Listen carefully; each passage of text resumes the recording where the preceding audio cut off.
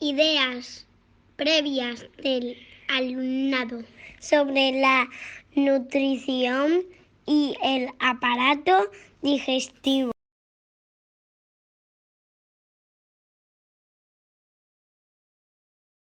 El cuestionario que se ha analizado está formado por 5 preguntas. En algunas de estas preguntas se pueden encontrar diferentes apartados con la finalidad de conocer de forma más profunda las ideas previas de este tema. Para evaluar cada una de las respuestas se ha establecido una serie de criterios referidos a las respuestas que han dado cada uno de los alumnos y alumnas. La respuesta del alumnado ha sido clasificada basándose en un criterio de semejanza, recogiendo la diversidad de estas respuestas en una tabla como la que aparece a continuación. En una columna se encuentra la respuesta dada por el alumnado, en otra columna se encuentra el número de cada uno de los cuestionarios que ha dado esta respuesta, en otra columna se encuentra un ejemplo de respuesta y en otra columna se encuentra el porcentaje en tanto por ciento de personas que han dado esta respuesta respecto al total del alumnado, es decir, a los 23 alumnos y alumnas que conforman la clase. A continuación se va a explicar de forma general los principales datos recogidos en cada una de las preguntas del cuestionario y para ello se ha realizado un gráfico circular en el que aparecen los diferentes porcentajes de cada respuesta y de esta forma facilitar la comprensión de este análisis.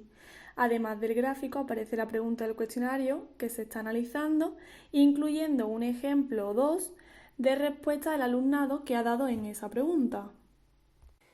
La primera pregunta del cuestionario que se muestra en esta diapositiva tiene dos apartados. Por lo tanto, comenzamos analizando el apartado A, donde el alumnado debe de explicar el proceso de digestión desde que se ingiere el alimento hasta que lo expulsa. Entonces, como se muestra en la gráfica, el mayor porcentaje de alumnos y alumnas, el 38%, utiliza un lenguaje común para explicar este proceso. Es decir, utilizando palabras como boca, garganta, estómago, excremento. Un ejemplo de respuesta es el que aparece en la diapositiva. En el apartado B de la primera pregunta, el alumnado debe de intentar dibujar dicho recorrido, en el cual se muestra que más de la mitad de la clase, un 58%, dibuja las partes del sistema digestivo más común, como el dibujo que se muestra en la diapositiva, es decir, partes como el tubo digestivo, el estómago y los intestinos, pero sin diferenciarlos entre sí. En la segunda pregunta del cuestionario, el alumnado debe de programar la dieta que tomarían en un fin de semana de forma equilibrada. La mitad de la clase, el 52%, refleja lo que come en su día a día sin atender si es o no una dieta equilibrada. Un ejemplo de respuesta es la programación del sábado y el domingo que aparece en esta diapositiva.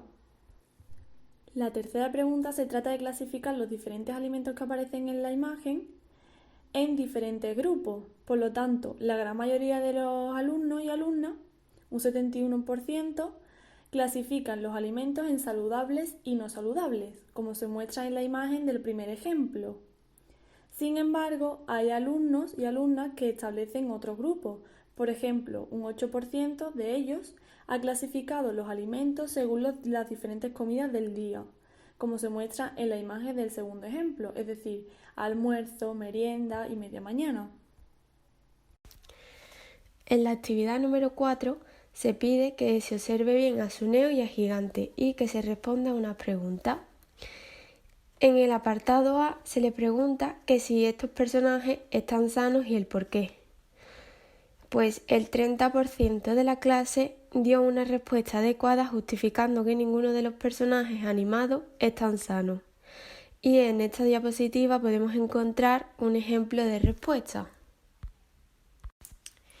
En el apartado B se pregunta quién de los dos tiene el estómago más grande y por qué.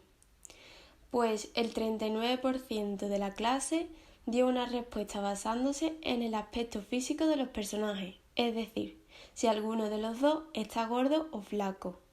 Y en esa diapositiva también podemos ver un ejemplo de respuesta. En el apartado C se pregunta qué le recomendarías a Suneo y a Gigante para que estuviesen más sanos de lo que están. Pues bien, un 36% de la clase le recomendó hacer dieta equilibrada. En esta diapositiva también encontramos un ejemplo de respuesta. En la actividad número 5 se le pide al alumnado que se dibuje cómo sería en un futuro si tuviera una dieta basada en donuts para desayunar, una caña de chocolate para media mañana, una hamburguesa para comer, para merendar galletas de chocolate y pizza para cenar, además de que explique cómo sería su estilo de vida. Pues un 43% de la clase dijo que tendría un estilo de vida basado en malas relaciones sociales. En esta diapositiva podemos encontrar un ejemplo de respuesta, además de 2 ejemplos de dibujo realizadas por los alumnos y alumnas de la clase.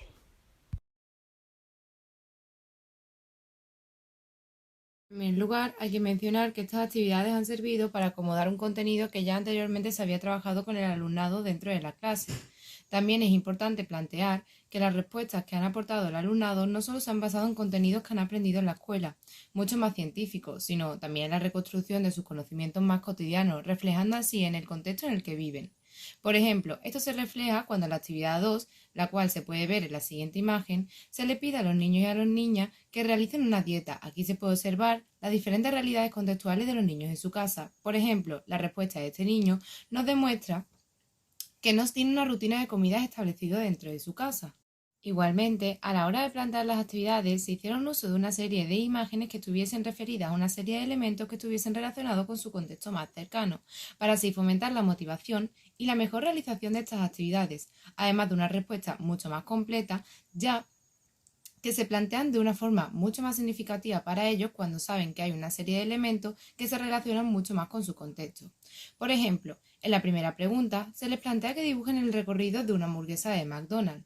En el aula se pudo observar la reacción de que todo el alumnado tuvo cuando se le presentó esta actividad, con comentarios como «me han entrado muchas ganas de comerme una hamburguesa». Siguiendo esta línea, en otra de las actividades se utilizaron las imágenes de Suneo y Gigante, y en otra, en la cual debían de clasificar una serie de alimentos, se usaron una serie de alimentos que pensábamos que tenían mucho más relación con su día a día. Sobre todo, estas imágenes se presentaban como algo totalmente innovador, que salía del aprendizaje curricular al que estaban acostumbrados.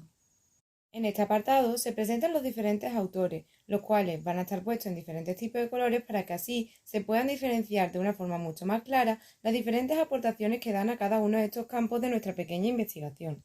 En primer lugar encontramos a Cubero, 1994, el cual dice que las ideas del alumnado están influenciadas por los medios externos, tal y como se muestra en el ejemplo, en la cual el niño lo que hace es poner la comida de Burger King como cena, influenciado así por todos los medios de comunicación en los cuales los anuncios sale el Burger King. Báñez y Núñez dicen que los niños no suelen diferenciar entre la laringe y la faringe, y hay, como se muestra en el ejemplo, algunos incluso llegan a dibujar el aparato respiratorio, mostrando así lo que son los pulmones. Al igual que se refleja en la mayoría de las respuestas, todos los niños tienen muy presente que el esófago está unido con la boca y el estómago. Aún así, muchas veces, como dicen estos autores, dibujan otros órganos no pertenecientes al sistema digestivo, como por ejemplo pueden ser los riñones, como por ejemplo es el caso de la imagen en la cual se muestra con una flecha cómo el niño dibuja una serie de órganos que no tienen absolutamente nada que ver con el aparato digestivo. Otras veces, los niños engloban al intestino delgado dentro del intestino grueso, tal y como representan los dibujos que le enseñan usualmente en clase.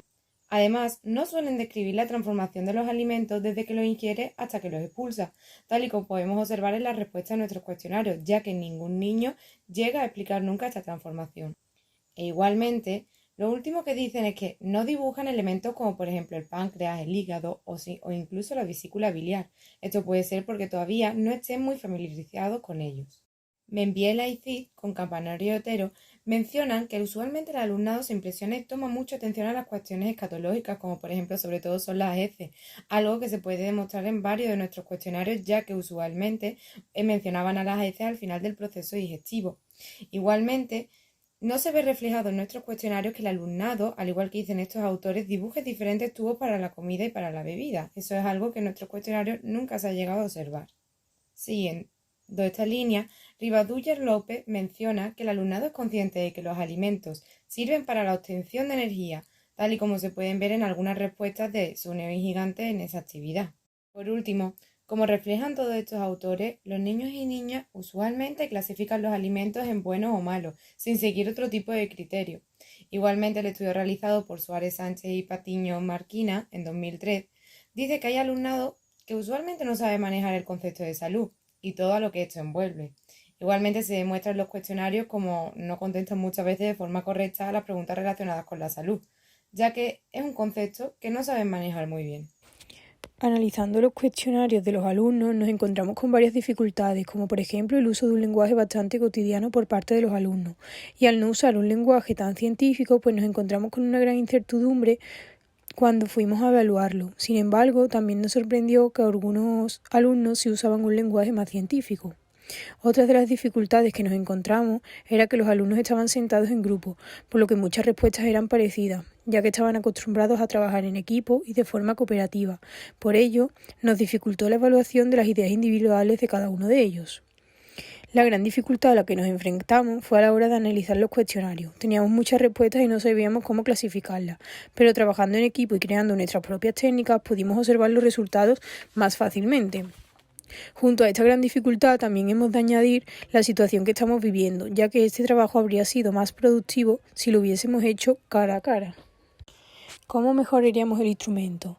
En primer lugar, podríamos haber realizado las actividades en inglés, ya que tratamos con un colegio bilingüe y por ello los alumnos habrían conceptos que conocían en inglés pero no conocían en español. Nos hemos dado cuenta que los temas escatológicos despiertan interés en los alumnos, por lo que añadiríamos cuestiones escatológicas. También cambiaríamos algunas preguntas más dirigidas a respuestas que esperábamos recibir, en concreto la pregunta 4A, aclarando así que nos dirigimos a un concepto de salud nutricional. Otra modificación que haríamos es sustituir la hamburguesa en la actividad 1 por la manzana, fomentando así una dieta más equilibrada.